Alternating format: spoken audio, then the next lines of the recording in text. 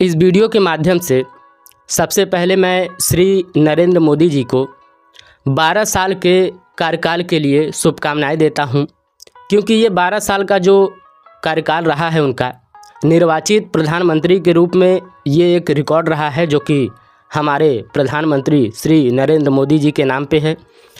दोस्तों, इस वीडियो के साथ साथ मैं आपको और भी चीज़ें बताना चाहता हूं कि और भी कई सारी उपलब्धियां हैं जिनके बारे में शायद आप लोगों को नहीं पता होगा या फिर कुछ लोगों ने नहीं बताया होगा। तो इस वीडियो के माध्यम से आप लोगों को मालूम चलने वाला है कि और कौन कौन सी उपलब्धियां हैं जो कि पिछले 12 सालों में हुई हैं। और एक चीज़ मैं ये भी क्लियर कर देना चाहता हूँ कि ये जो भी चीज़ें मैं आपको दिखाने या बताने वाला हूँ वो डायरेक्ट मैं अपनी तरफ से नहीं दिखा और बता रहा हूँ। मैंने एक पोस्ट देखा है जो कि यूट्यूब पे या फिर कहीं पे था, उसमें कांग्रेस पार्टी की तरफ से एक पोस्ट किया गया था जिसमें बताया गया था कि पिछले 12 सालों में प्रधानमंत्री श्री नरेंद्र मोदी जी के नेतृत्व में क्या क्या हुआ है।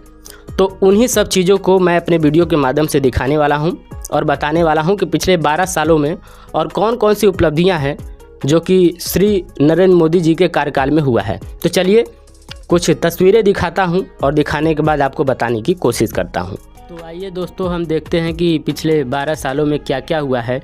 तो यहाँ पे आप लोग देख सकते हैं कि 2014 में देश पे कर्ज था 55 लाख करोड़। 2014 के आसपास केंद्र सरकार का जो कर्ज था वो था 55 लाख करोड़ और 12 सालों में ये 4 गुना बढ़ा है और अभी के टाइम में ये 55 से 215 लाख करोड़ हो चुका है, जैसा कि आप लोग देख पा रहे हैं।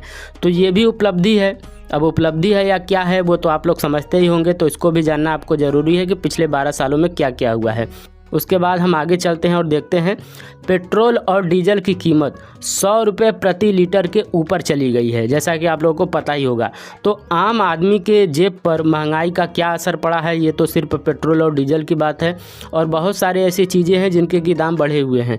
तो अगर 12 सालों में हम उपलब्धियों को गिन रहे हैं तो हमें कुछ न कुछ अगर नाकामियाँ हैं तो उनको भी जाहिर करनी चाहिए और आप लोगों को जानना चाहिए। उसके बाद हम आगे आते हैं और यहाँ पर देखते हैं कि 12 सालों में 89 यानी कि 89 पेपर लीक हुए।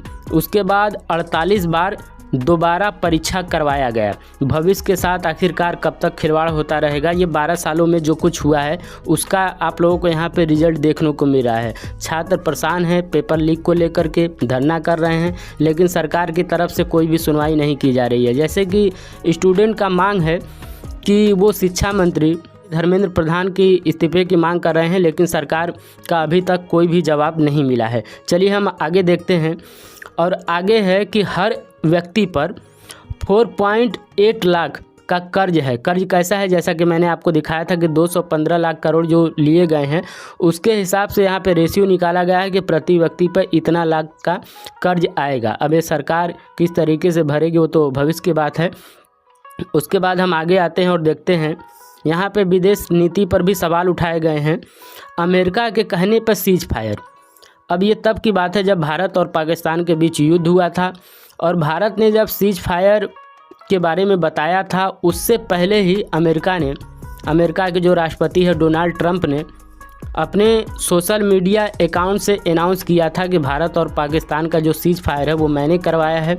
उसके बाद भारत की तरफ से भी ये बयान सुनने को मिला कि ये सीज फायर हो गया है। तो यहाँ पे कहीं ना कहीं लोगों के अंदर एक संशय बना रहा कि ये जो सीज फायर है क्या वो अमेरिका के कहने पे हुआ या फिर भारत सरकार ने अपना खुद से फैसला लिया। तो ये भी अटकलें लगाई गई जिसके बारे में काफ़ी विवाद हुआ।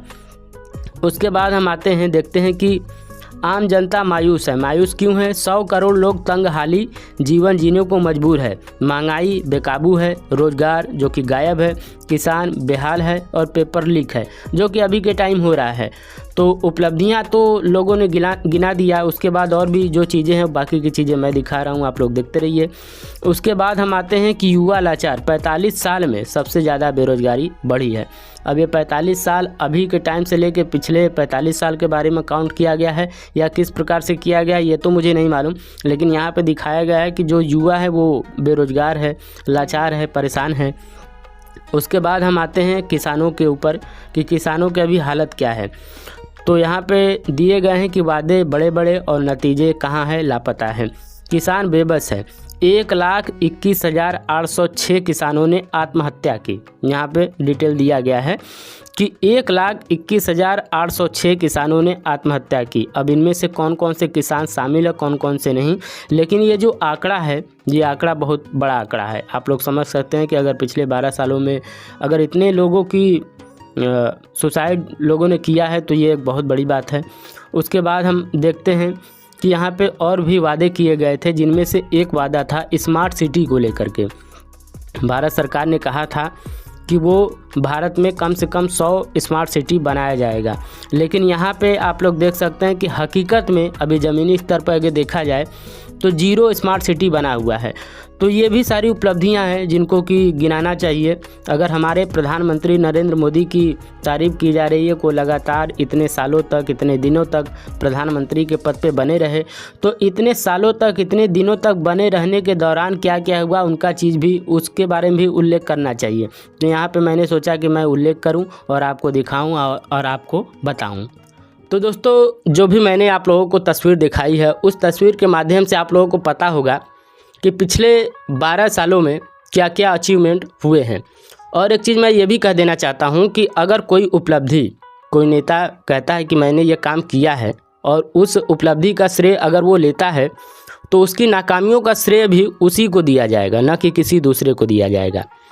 अब मेरी इस बातों से आप कितना सहमत हैं कमेंट करके ज़रूर बताइएगा। और मैंने जो आपको तस्वीर दिखाई उसके बारे में जो कुछ बताया है, उसके बारे में अगर आप कुछ कहना चाहते हैं तो कमेंट के माध्यम से ज़रूर बताइएगा। मुझे आपके कमेंट का बेसब्री से इंतज़ार रहेगा।